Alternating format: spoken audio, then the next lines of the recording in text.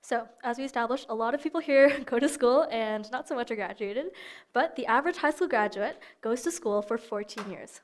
Of those 14 years, 2,660 days are spent inside the classroom, where they're taught everything from the harrowing story of Romeo and Juliet to the inner workings of a frog's intestinal system. Now, I'm not saying that those things aren't important things to know.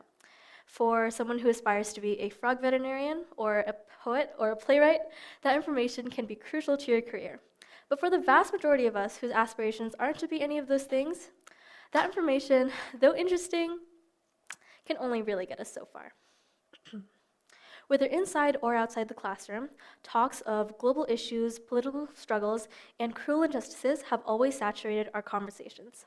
From my high school English class, I learned that Indigenous peoples have suffered years of mistreatment at the hands of Canadian history. From my law elective, I learned that the judicial system is stacked against certain minority groups in unbelievable ways. From TikTok, of all places, I watched from a screen as young women in Afghanistan were stripped of their right to education. By now, we students are well educated in world issues, whether that be through school classes, everyday discourse, or content that we consume from the internet. But we were never asked to solve these problems, never asked to find a solution. We were simply told to listen to these horrors, maybe share with a friend to spread awareness. Now, while the standard scholastic curriculum is by no means without its benefits, what's often overlooked, what's often not taught in school, is the essential skill of self-driven action, how to teach students to be empowered and to make tangible change. At a certain point, I too realized that what's not taught in school is how to actually address these issues. Educators will talk about enough depressing topics from famine to poverty to climate change to discourage even someone like Forrest Gump. They will tell you that you can make a difference by making donations or by, using your voice to educate others. But how much good can that really do? Let's think about it. What voice? You're a student. You don't really have a voice. You can't donate to the cause because you don't have a job, therefore you don't have any money. You can't drop out of school to right the wrongs in the world. Your parents won't let you. So, what can you, as a student, really do? As it turns out, students can do a lot. And to prove this to you, I'd like to share my story of how I, a mere grade 10 student at the time, was able to change my community for the better. So, what can you do? That was the question that I was facing in the summer of 2020. I had just moved back from my home of 4 years in Atlanta, Georgia, to Waterloo, Ontario. And my family and I were immediately thrown into quarantine along with millions of other Canadians. So, while the frontline workers were waging the war against COVID-19 and governments of the world were scrambling to keep their people safe, we students were facing our very own Goliath, going to school online. It was kind of hard to focus on tests and assignments thrown our way when the world was being overtaken by a deadly virus. And so, education took a backseat to the pandemic for a lot of students and educators during this time. Now, while I've spent the bulk of this speech so far criticizing our current education system, I think it's also worth mentioning that this education system is what has transformed the lives of my parents and, by extension, me and my younger brother. My father immigrated from China to Canada 20 years ago. 40 years ago, in his small town in Gaoyou, a city in the Jiangsu province of China, my father woke up every morning before dawn to prepare breakfast for him and his family. His father, my grandfather, was an egg merchant who hauled his cart full of eggs to the neighboring village every morning while my grandmother tended to household chores. By day, my father would make the hour-long walk to his high school, where he eventually placed at the top of his class. Come nighttime, my father would study at his desk by candlelight, which is a cheaper alternative to electricity. Now, despite my grandparents' lack of formal education and poor financial situation, they moved heaven and earth to ensure that my father had the education that he deserved. His 1-hour trek to school soon turned into a 30-minute bike ride on a new bike that my father rode until the handle snapped off. When it came time to finance his tuition to the University of Suzhou, my grandfather took on extra loans and carpentry jobs to ensure that the $200 tuition fee was paid, allowing my father to one day be the only one in his small town of Gaoyou to leave China and immigrate to Canada in pursuit of a better life. Naturally, my father's own love for learning was not lost on his children, and me and my younger brother grew up with all the educational resources that we can ever need. I don't know if it was COVID-induced boredom or a desire to connect with my community, But seeing my younger brother struggle amidst the virtual learning model opened my eyes to a pressing issue. Students in Canada were inevitably facing the same issue. They couldn't focus within the virtual learning model, and they were falling behind in school. So, knowing the importance and the transformative properties of a good and quality education, I decided to take action, and thus was the start of my nonprofit, Homework Hub. So my initial idea for Homework Hub was simple: help tackle unmet educational needs by virtually connecting students with tutors in the region. That way, students could get the one-to-one help that they needed, and tutors would get volunteer hours, which was also pretty scarce during COVID time. So, armed with my idea and a desire to make a change, I first approached my high school history teacher with this idea, hoping to start some kind of after-school program. This was pretty quickly shot down by the administration, as I was told that the school did not have the resources nor the time to start a project like this, which was honestly understandable during a global pandemic. Next, I set my sights on the Volunteer Action Center. I wanted to strike up some sort of partnership with them, but due to my youth and my lack of tangible action at that point, I was turned down there as well. A few more rejections later, I decided that setting off on my own would probably be my best course of action.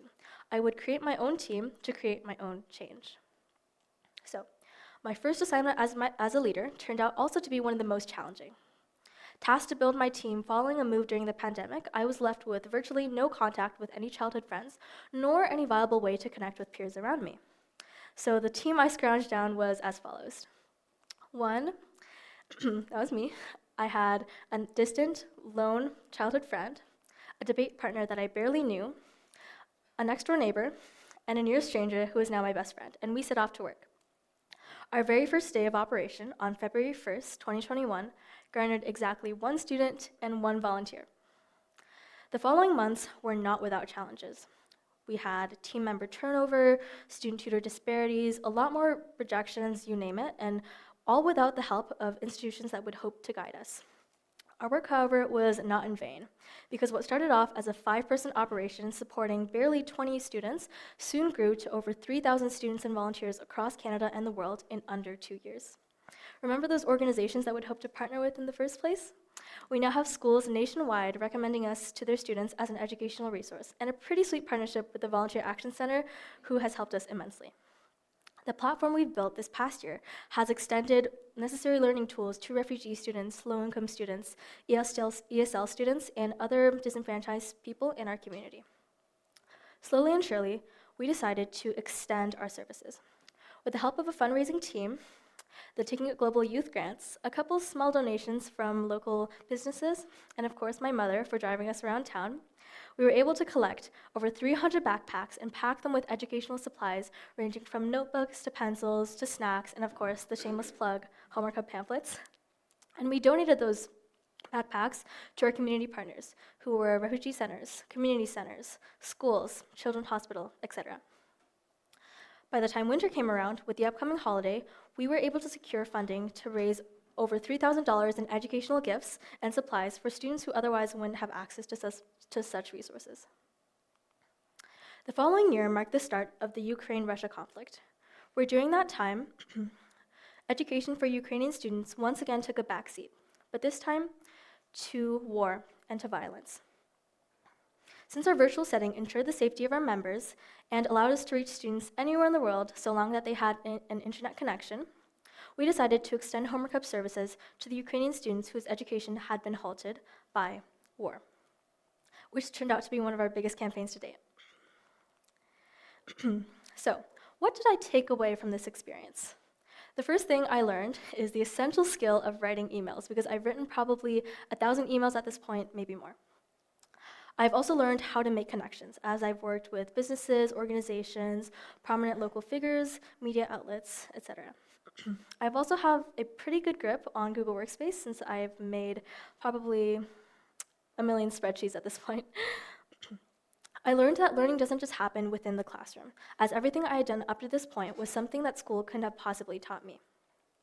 But most importantly, I learned how to take initiative and catalyze change. I discovered that a group of students can make life-changing projects. In closing, let's remember that education is not just about filling your brain with facts. It's about lighting a fire within us to make a difference. We've all been or will go through those 2,660 days in the classroom. As grueling as they may be, it's not just about knowing how a frog's intestines work. It's about harnessing the power of education to create positive change. As students, we may not have hefty titles or big bank accounts, but we do have something more powerful: passion and the audacity to dream big. We can start a movement from our classrooms, make a difference in our community, and collaborate to change lives worldwide. And here's the kicker: you don't need to wait for permission, because nobody will hand you a golden ticket that says, now you can go change the world. You just need to take a leap of faith and believe that a group of motivated students can indeed move mountains. After all, if a bunch of teenagers can tackle global issues, imagine what we can do when we're old enough to rent a car and we don't need our moms to drive us around anymore. Okay, so fellow students, my challenge for you today is this: find your passion, embrace your audacity, and never underestimate the impact that you can make.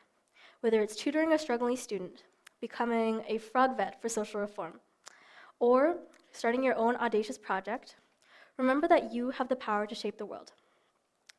Thank you. Oh, one more thing before I end. I could not end this speech without giving a huge shout out to the Homer Cub High School team, without whom I would not even be speaking to you today, because nothing would have happened. A lot of them are here today, actually, so if you get a chance to say hi, I would definitely take the opportunity. And thank you so much for coming to my TED Talk, and let's keep pushing the boundaries of what students can achieve.